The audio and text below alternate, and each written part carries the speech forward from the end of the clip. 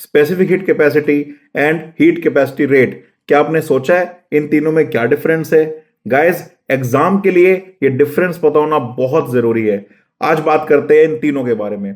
सबसे पहले बात करते हैं स्पेसिफिक हीट कैपेसिटी की। तो गाइस, 1 kg मास के अगर 1 डिग्री सेल्सियस या 1 केल्विन टेम्परेचर राइज करना है तो उसके लिए जितनी हीट रिक्वायर्ड होगी उसे बोला जाता है specific heat capacity. It is the amount of heat required to raise the temperature by 1 degree Celsius और 1 kelvin for a unit mass of a substance. इसीलिए ये एक इंटेंसिव प्रॉपर्टी है और इंडिपेंडेंट ऑफ मास होती है। अगर एक कॉपर के मेरे पास 2 ब्लॉक है, एक का मास है 50 kg और एक का 100 kg, तो दोनों के लिए स्पेसिफिक हीट कैपेसिटी की वैल्यू सेम रहेगी क्योंकि ये मास पे डिपेंड नहीं करती। और दूसरी तरफ अगर मैं हीट कैपेसिटी की बात करूं तो heat capacity is the amount of energy required to raise the temperature by 1 degree Celsius और 1 kelvin for a given amount of substance. मतलब कि हीट कैपेसिटी मास पे डिपेंड करती है। उसी सेम कॉपर के 2 ब्लॉक जिनका मास 50 kg और 100 kg था, उन दोनों की हीट कैपेसिटी की वैल्यू डिफरेंट होगी। ज्यादा मास वाला ब्लॉक ज्यादा हीट कैपेसिटी रखेगा, कम मास वाला ब्लॉक कम हीट कैपेसिटी रखेगा। So heat capacity and specific heat capacity are related with the help of mass. इसीलिए हीट कैपेसिटी एक एक्सटेंसिव प्रॉपर्टी है और ये मास पे डिपेंड करती है।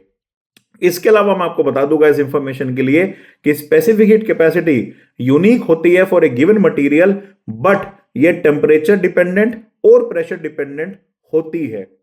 और साथ ही साथ किसी भी एक गिवन मटेरियल के लिए अगर अलग अलग फेजेस में मैं कैलकुलेट करूंगा तो अलग अलग फेजेस में स्पेसिफिक हीट कैपेसिटी की वैल्यू भी अलग अलग होगी। जैसे वाटर के लिए लिक्विड में ये वैल्यू 4186 जूल पर केजी केल्विन होती है, वहीं पर आइस में या वाटर वेपर में ये वैल्यू घटकर 2000 किलो जूल पर केजी केल्विन के आसपास आ जाती है, जस्ट हाफ ऑफ इट। तो सॉलिड लिक्विड गैस अलग अलग फेजेस में स्पेसिफिक हीट कैपेसिटी की वैल्यू डिफरेंट होती है even for the same material. बात कर लेते हैं हीट कैपेसिटी रेट की।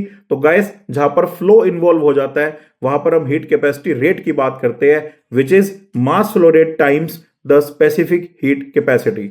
आपने देखा होगा हीट एक्सचेंजर्स में जब हम हीट ड्यूटी की बात करते हैं तो वहां पर m डॉट इंटू सीपी की बात करते हैं, मतलब पर यूनिट टाइम का एनालिसिस आ जाता है हीट कैपेसिटी रेट के अंदर।